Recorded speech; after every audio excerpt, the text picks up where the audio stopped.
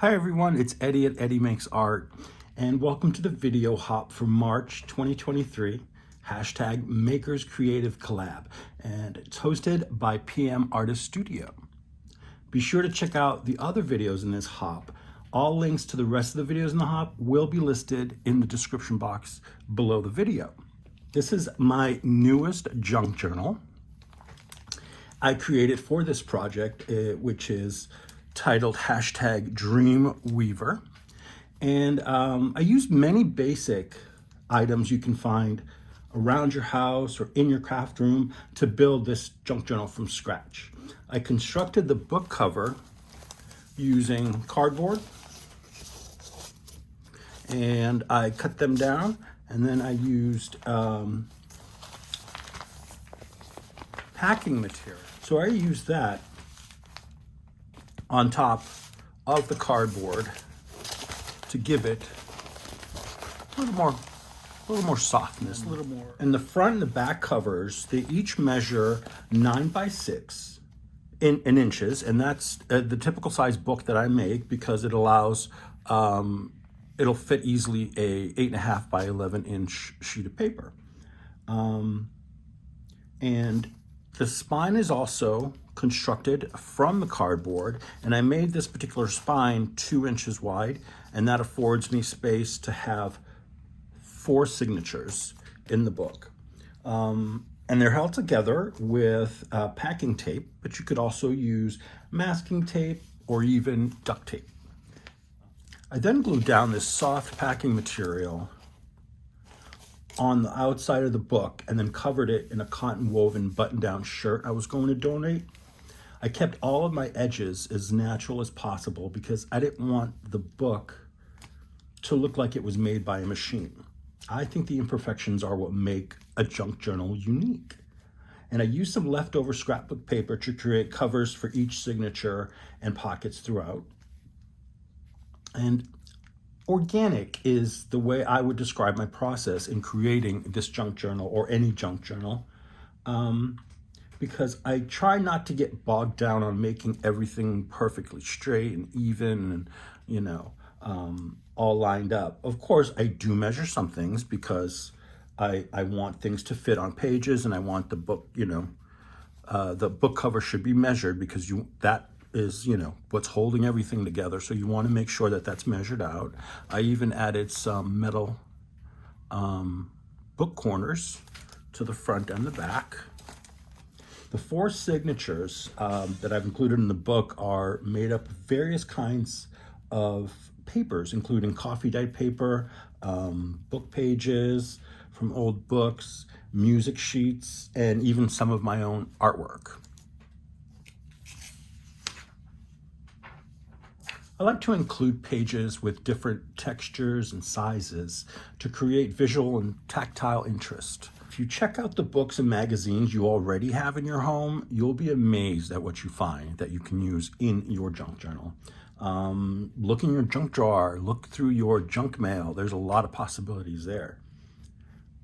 This particular junk journal is not finished entirely.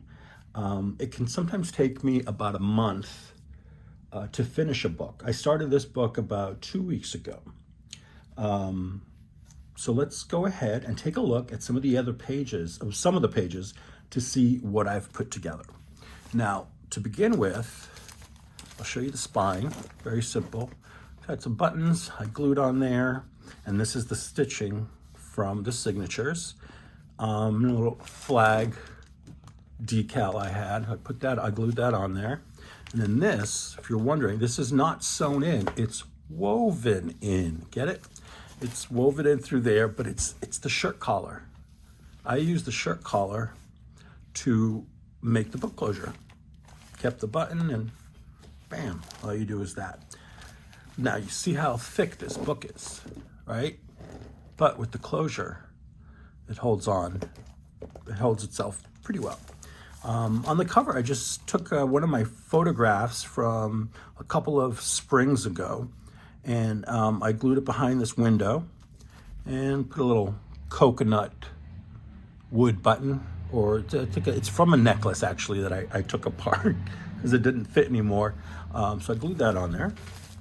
And like I said, I put the metal corners on here that help. And this is not part of the book. What I did was I wanted to mark off the pages I really wanted to show you, so I didn't forget. So the first thing is the inside of the front cover. The background is a jelly print I did with some stencils, and then here is the shirt pocket that I've cut out neatly. I glued it down. I even safety pinned a piece of fabric that I stamped the word imagine on. It holds this is actually a journal card, it's not a tag, but I like to put the string on it sometimes, a ribbon. This is some Shary silk. But use whatever you got. You got shoelaces. If you've got, just kitchen twine, that's great to use. So as you can see, this is the first signature, and this is the cover. So we've got some roses.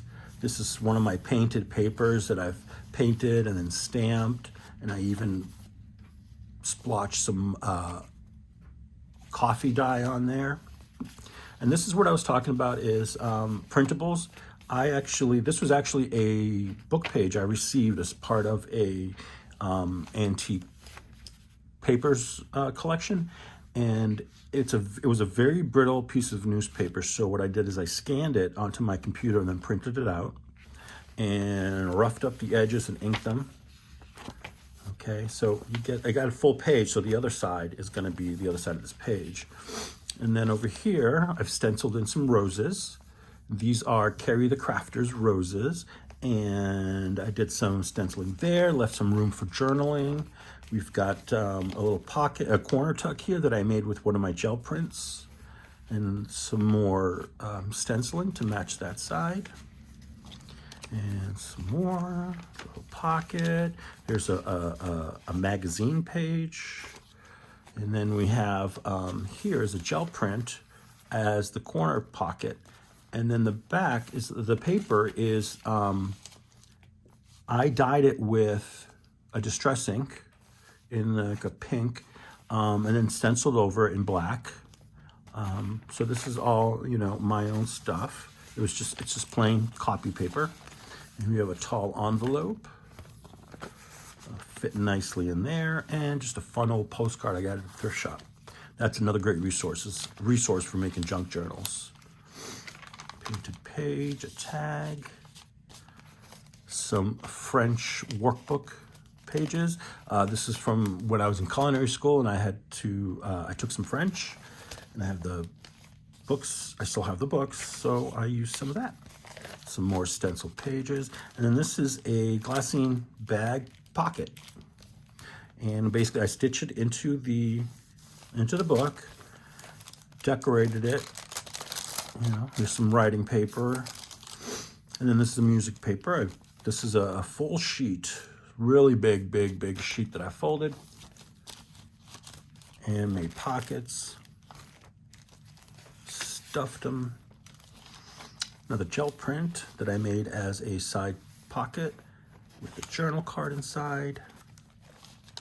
Some ephemera, more of my gel printing. So as you can see, there's a lot of things you can do, and it doesn't have to match perfectly. This is a brayer off sheet that I used to wipe off my brayer during a gel printing session. I just cut it up, made it into a piece of artwork for someone to enjoy.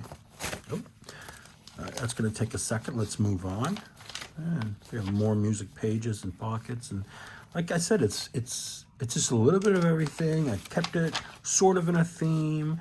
I like stenciling in my pages, and this is an old document again that I scanned and then printed out, and it was a longer piece because I wanted the script to go in a normal fashion. So what I did is I folded up the bottom part and created a pocket instead of just cutting it off, stenciled over that. I left some blank pages so that someone has places to write. Also, I have more decorating to do, so there you go.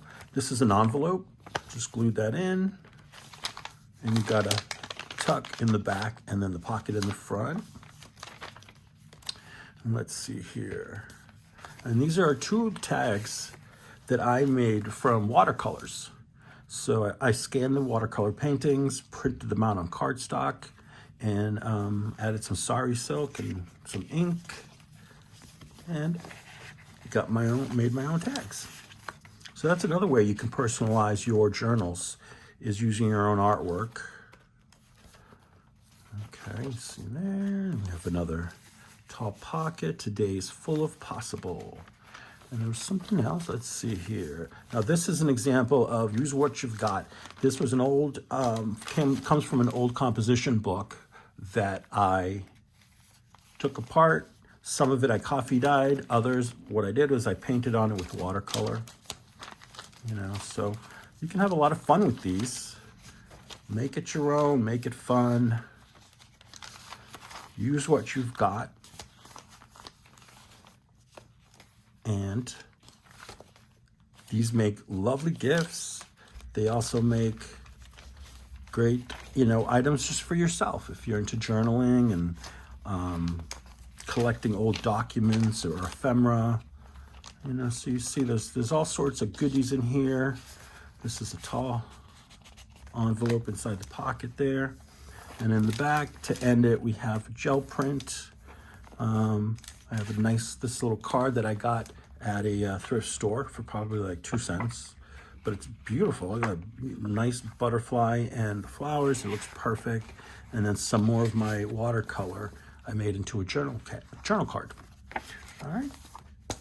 I hope you enjoyed my walkthrough of this junk journal I created for the March #makerscreativecollab, #Dreamweaver, hosted by PM Artist Studio. Thanks for watching, and be sure to click on the end card to watch the next video in the hop.